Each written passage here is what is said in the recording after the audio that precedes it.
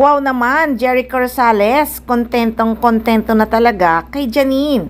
Pinagmamalaki niya talaga ang actress. May post kasi siya sa kanyang social media account na may larawan niya at may nakasulat na mukhang kontento. Nako, nakakakilig talaga si Echo ha. Di pa ba naman siya makukontento, pang wipe material talaga ang kanyang nini. Kung baga may peace of mind ka pag si Janine ang pinili mong makasama habang buhay. Basta mahalin mo lang talaga ang aktres, wala ka nang mahihiling pa.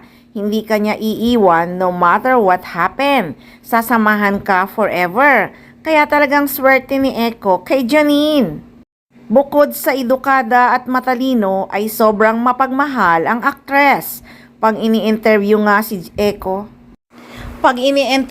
si Janine at si Echo ang topic, talagang kilig na kilig siya. In love to the max talaga ang ngiti niya.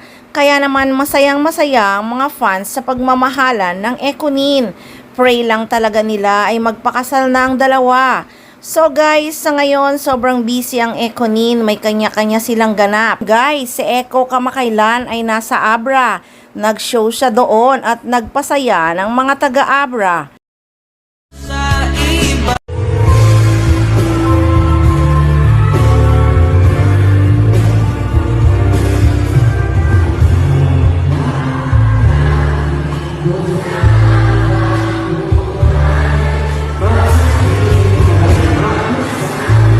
Janine, maraming photoshoot, di naman kaila sa inyo dahil nakapost naman sa social media. Mukhang nakakapagod talaga ang mga photoshoot niya at malapit na rin kasi ang fashion show ng Ben's Body of Work.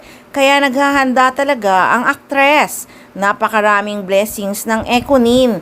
Hindi na nga magkanda-ugaga ang mga fans na manood sa kanilang social media account.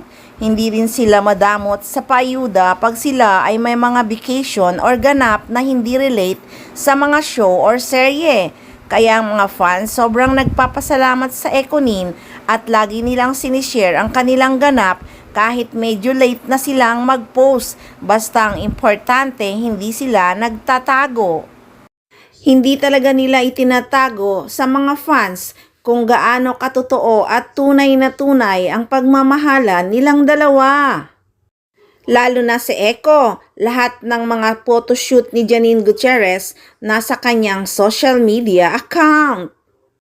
Pinagmamalaki niya talaga ang actress.